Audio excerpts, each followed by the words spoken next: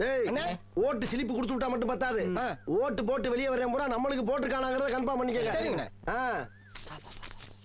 டேய் யாருக்கு ஓட்டு போட்ட? உனக்கு தானே போட்டேன். டேய் உண்மையை சொல்றா.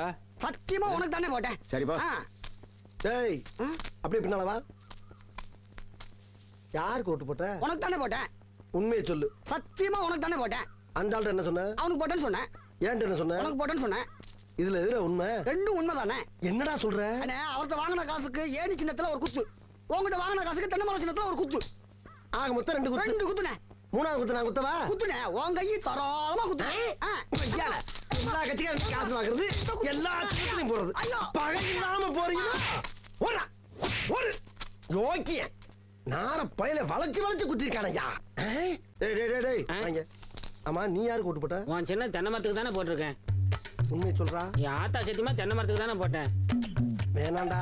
அட என் பொண்டாடி சத்தியமா தென்னை மரத்துக்கு தானே போட்டேன். நான் ஏற்கனவே வந்து போயிருக்கேன்டா. அட என்னென்ன நீங்க என் புள்ள சத்தியமா தென்னை மரத்துக்கு தானே போட்டேன். எனக்கு நம்பிக்கை இல்ல. நீ இப்படி நம்பிக்கை இல்லைன்னு சொல்லுவேன்னு தெரிஞ்சுதான் நான் ஓட்டு போட்ட சீட்டையே கையில கொண்டு வந்திருக்கேன். ஓட்டு போட்ட சீட்டியா? என்னென்ன இங்க பாருங்கண்ணே, தென்னை மரத்துல போட்டுக்கணா. அட என்னண்ணே நீங்க எத்தனை வருஷமா நீங்க கெஞ்சிட்டு இருக்கீங்க தென்னை மரத்துல போடுறான்னு. நாங்க நினைவு இல்லாம இருக்கோம். 17 வருஷமா தென்னை மரத்துல தானே போட்டுக்கிட்டு இருக்கோம். நாங்கெல்லாம் வாக்கு மாற மாட்டோம்னே.